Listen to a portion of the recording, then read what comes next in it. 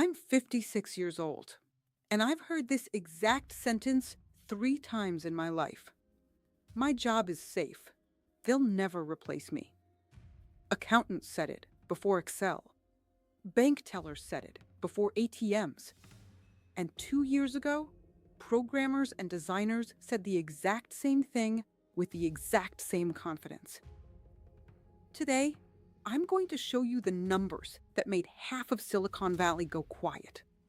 And stick with me till the end, because the last part of this video is the piece almost nobody's telling you. The part that actually decides whether you end up on the winning side of this or not.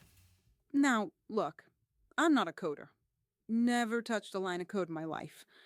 But I've spent 3 decades watching careers rise and fall. And here's the one thing I know for sure. The job market never sends you a warning text. It just shifts.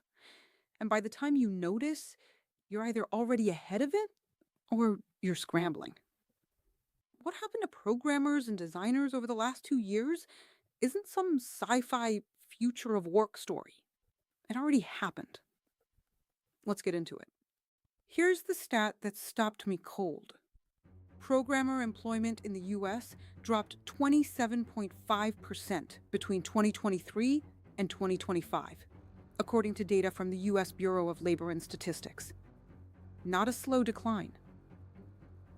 A cliff. But, and this is important, it's not everybody. It's brutally age-specific. Stanford Digital Economy Lab research found that early career workers, aged 22 to 25, in AI-exposed occupations, saw a 13% relative decline in employment since late 2022. And among 22 to 25-year-old software developers specifically, employment fell nearly 20% from its late 2022 peak by July of 2025. Meanwhile, workers 30 and over in the highest AI exposure categories actually saw employment grow between 6 and 12% over that same window. Junior job postings cratered. Entry-level software engineering postings are down roughly 28 to 40% from their 2022 peak. Tech internships have dropped 11% year over year, and only about 7% of new hires at major tech companies are now recent grads, down from 9.3% in 2023. And it's not just postings quietly disappearing. Salesforce CEO Mark Benioff said the company hired 0 new engineers in fiscal year 2026, and he said it out loud, on camera, and pointed the finger straight at AI coding tools. Now, let's put a face on that number, because a percentage doesn't hit you the same way a person does. Picture the designer who spent 8 years building a portfolio, and then finds out the startup she's interviewing at now mocks up an entire app in one evening with AI. Or picture the developer who graduated with a CS degree that was basically a golden ticket back in 2022. And now he's up against 500 applicants for a single junior role. And half of those resumes written by the exact same AI that's competing for his job. Sound familiar? Look, these people weren't bad at their jobs. They just did what all of us are taught to do. Bet everything on one skill, one title, one safe career. And here's the hard truth. There's no such thing as safe anymore. Not for them. Not for you.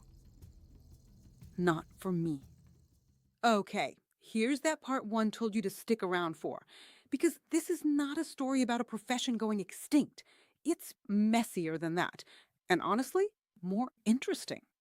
IBM is tripling its entry-level hiring in the US, including software developers, because junior engineers with AI are now capable of taking on work that used to require experienced developers. The job itself just changed shape. Less time writing routine code by hand, more time working with customers and directing what AI builds. So the market didn't kill the job. It killed one specific, outdated way of doing the job and replaced it with a higher bar. A bar that's steeper than it was 3 years ago, but it's still climbable. That's the twist. It's not AI took the jobs, it's AI changed who gets to keep them. So if your profession might be next on this list, and let's be real, at this point, almost everyone's is, here are 3 things that actually work, not just sound good on a poster. Number 1, never let your entire income depend on one skill tied to one employer. Diversification isn't just a stock market word, it applies to you, your income, your career, first and foremost. Number 2, that just in case fund isn't optional anymore. It's non negotiable. Forget the old advice of 3 months of expenses, aim for 6 to 9, because career transitions are taking longer to land than they used to, not shorter. Number 3, learn to work alongside the tool that could replace you, instead of pretending it's not in the room. The people getting raises right now, they're not the ones ignoring AI. They're the ones who got good at it first, in their field, before everyone else caught up. If you want me to break down exactly how to build a financial cushion that survives any wave of automation, whether it's your job or not, that's exactly what I'm covering in the next video. So hit subscribe right now, turn on notifications, and I'll see you there.